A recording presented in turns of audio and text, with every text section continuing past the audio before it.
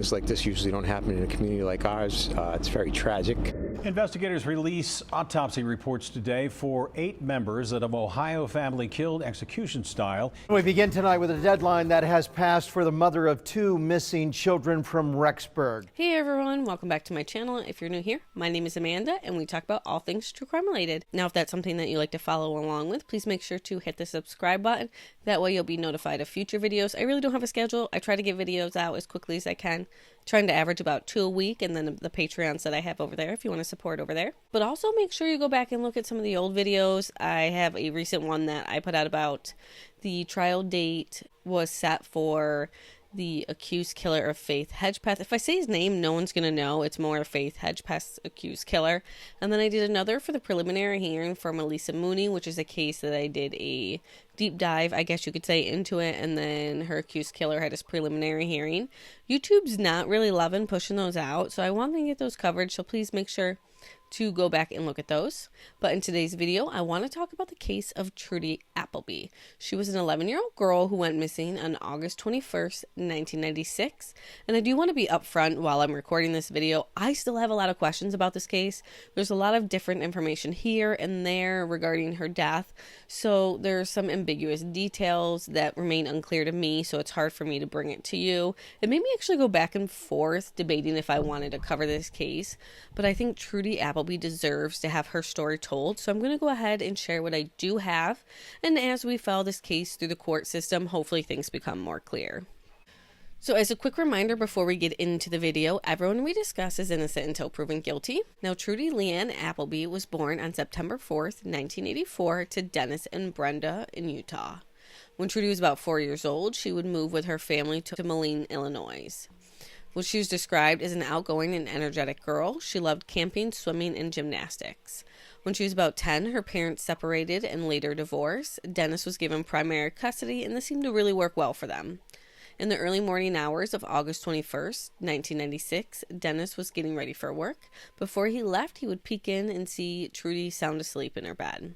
He said that he would come home on lunch that day, but Trudy wasn't there. This really wasn't out of the ordinary for him. Oftentimes, Trudy would be with her best friend playing. They were like 2 peas in a pod, as it was described. Usually she would call and make plans with her, or they'd go out, and then he would see her later. So this really wasn't worrisome to Dennis. He would set out her lunch, leave a note, and then go back to work. Then, a few hours later, when he finished his day, he returned home, and the table was exactly as he left it. Now, this was the first red flag for Dennis. It was weird to him that she hadn't been home. He looked around and noticed that her purse and makeup were at the home, which to him meant that she hadn't gone anywhere long term. I mean, she is a preteen girl. Obviously, her makeup's important. So he would start calling friends and family to see if anyone had seen her, but no one had. He would tell the local news during an interview that night Trudy's mother and grandmother had gone camping, and he was hoping that she was just with them, but by 7:30 in the evening, he would report her missing. He would also tell the local news that the 3 of them, I guess her older half brother that Dennis had, and then her, all 3 of them would be heading to Utah for a vacation, and Trudy had been packing for that trip. He did not believe that she ran away, but sadly the police treated this case as a runaway in the very beginning. The FBI would be brought in about a week later after Trudy disappeared. Initial searches took place. The family would hand out flyers, and every single year on August 21st there would be a vigil held to remember Trudy. Even this past August, the case would really go cold though almost immediately. There were a few reports of witnesses that saw Trudy in the morning of August 21st, 1996. They described her as wearing a black one-piece bathing suit with spandex shorts, blue tennis shoes, socks, and a t-shirt. It was reported that she also had a beach towel with her. Now, a neighbor would be one of these witnesses. They would report seeing Trudy get into a box-style vehicle that was like gray or silver with a white male in his 20s driving with curly hair. The neighbor wasn't sure who the driver was.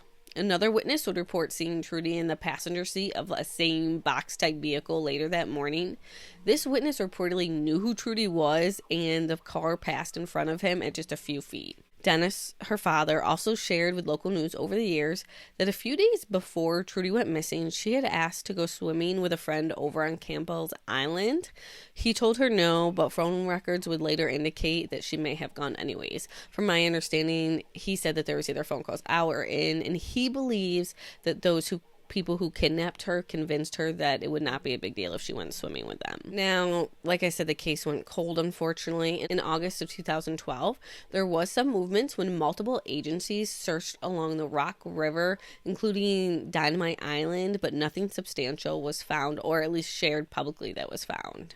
The Moline Police Department, which was the agency that was handling the case at the time, has said that over the years they have remained diligent in following up with every lead that has come in. They stated that they have left no stone unturned while looking for answers. But sadly, in 2014, there are still no answers at this time when Trudy's mother, Brenda Gordon, was killed by a drunk driver while she was walking as a pedestrian. She never got to learn what happened to her only child. After that, the case would really stay quiet on the surface for a number of years. I know that during times like this, a lot of times police are doing things behind the scenes. And it looks like in August of 2017, the police would release a statement which would identify William Ed Smith as a person of interest in the disappearance of Trudy Appleby. He was reportedly seen as a driver of that box-style car back in 1996, and this witness who knew Trudy recognized both her and Smith that morning. The witness reported seeing Smith return to the house on Campbell Island, where he grabbed some life jackets, returned to the car, where this witness saw Trudy sitting in the front seat. Later that afternoon, this witness said that he saw Smith again, but Trudy was not with him. According to the release from the police, Smith was despondent whenever Trudy's name came up in the days after she vanished. He would cry often when her name was said, and the witness also said that Smith threatened him if that he ever mentioned to police about seeing Trudy that morning on August 21st, 1996, that Smith would kill him. Now, we would learn that Smith passed away on December 23rd, 2014 at the age of 72, and he never admitted or cooperated with the investigation into Trudy's disappearance. It was also discovered that he had access to a late silver model Chevy that was reportedly scrapped within days of Trudy's disappearance. I believe they said it was 4 days after she disappeared, this car was allegedly scrapped. A search was later done on Campbell's Island after police received a tip. However, the property that was there, it was an old house. It was not there anymore. It was just basically the land, and it belonged to a person of interest that, unfortunately, again, nothing came from this search. Dennis would continue sharing information with the local news, including the fact that Trudy knew Ed Smith because Dennis was a friend of him at one time. Dennis said that he met Ed through the CV radio community down there, and I guess it's down there for me, but they became friends by using the CV radio. And from what I saw, Smith also had a child Trudy's age that she was friends with. I'm not sure because he was allegedly reportedly in his 20s at this time. I don't know if he really was. They just said that the witness was. I don't know. I have to do that math. Hold on. So, no. I don't know. That's weird. 20-year-old? I don't know. That seems weird. Again, weird. Another weird inconsistency. But this is what is being reported. And this would eventually call the witness out by name as David Whipple, who was Smith's son-in-law. But maybe that's what it was that Trudy was friends with David Whipple's child. Now, in an interview, he would say, by he, I mean Dennis, these people are the ones that I named were responsible back when Trudy went missing. Within a few days of Trudy going missing, according to Dennis, he told police that he believed that Ed Smith may have been responsible. He also said for Ed to have harbored a secret for the 17 years that he was alive about what happened to Trudy, he didn't believe was true. He believed that he as an Ed told somebody about Trudy's disappearance. Another push really took place in July of 2018 when 2 billboards were put up in Moline with Trudy's pictures and tip information, saying that it's time to come forward with information. Police said that over the years, their tips had led to numerous interviews, which was why they were able to come forward with Ed Smith's name. They heard that name so many times in these interviews, but it felt like they were just missing the last few pieces of the puzzle, and they believed that somebody out there had that information, and with these billboards, they were hoping that it would call on them to come forward with it. Now, during this time when police were talking about suspects, they shared that they believed that 1 or more people participated in the crime and the subsequent cover-up surrounding Trudy's disappearance. They emphasized that at that point, it really wasn't about the crime because Ed Smith had passed away. From my opinion, that's why they weren't really worried about the crime.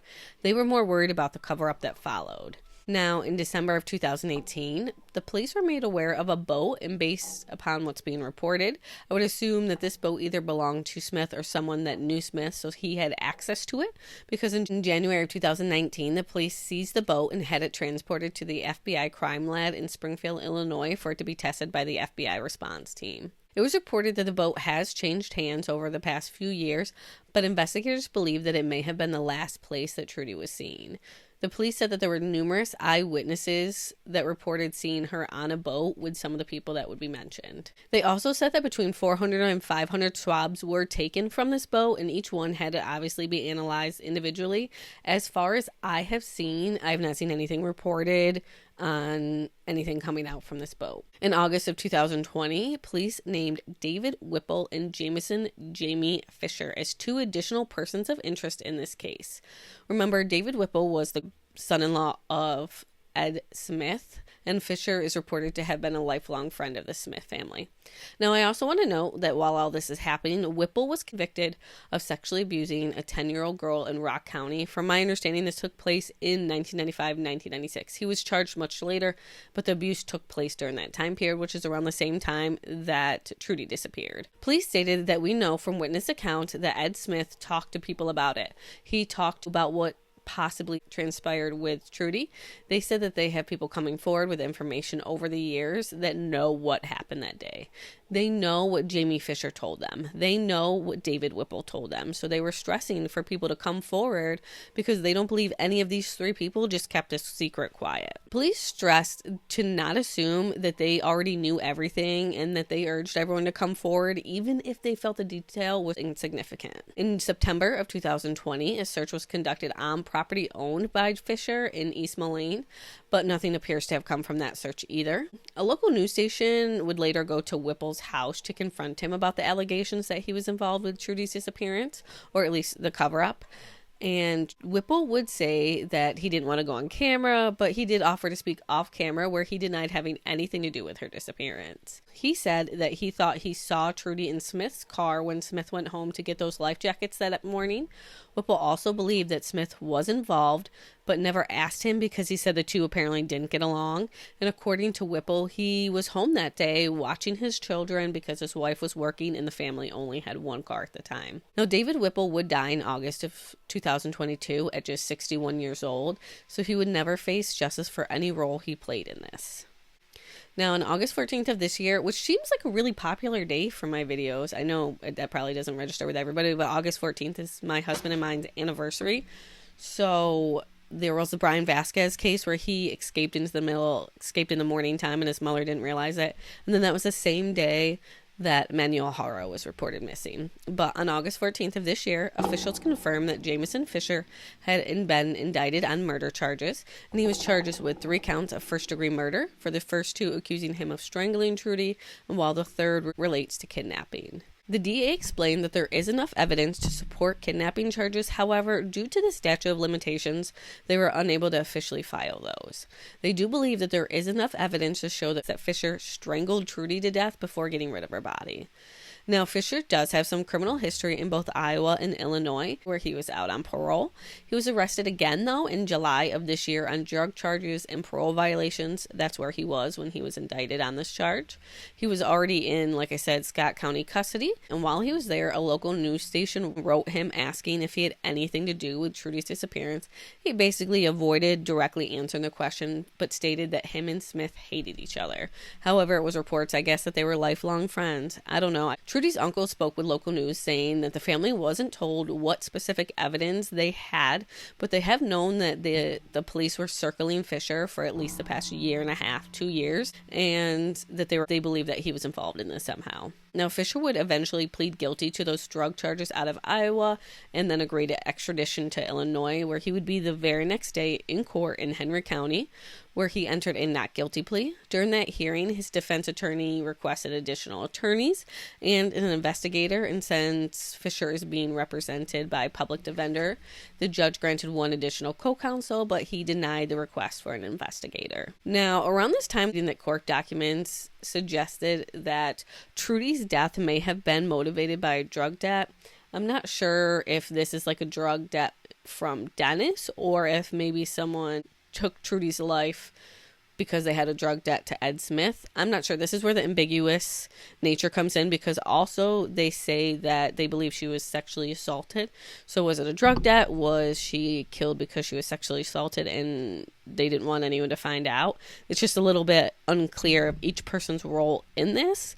But it does appear that they believe Fisher is accused of strangling Trudy back in 1996. Now, Trudy's remains have never been found, so this information where they believe Trudy was strangled had to come from somewhere. I'm sure it was someone talking. And again, they had to have someone say something about her being sexually assaulted, for the fact that these are two things that they believe happened, and her body is not around to confirm that. But we'll have to see, again, where this goes. They could assume a lot of this stuff. I don't know. I haven't seen any charging documents, so we'll have to see as this case goes exactly what the prosecution has against all three of them, but mostly Fisher, since he's the only one alive to be charged with this. But that's really all I have for this case. Please make sure to like this video and subscribe to the channel. Make sure to turn alerts on so I can give you more updates as this case travels through the court systems and any other cases that we are covering. I did see that there was an update in Tyler McCain. I'll have to do a video at some point, but his trial was pushed back. There'll be another hearing in December where they'll go over and hopefully set a trial date from there. His attorney apparently needed more time. I'm sure you'll hear this all again in an update video, since nobody gets to the end of these videos. But if you do, I truly appreciate you. And please make sure, like I said, to like the video and subscribe to the channel. Both really help me out, as we're like less than 100 away from 1,000 subscribers. But until next time, take care. The world's an ugly place.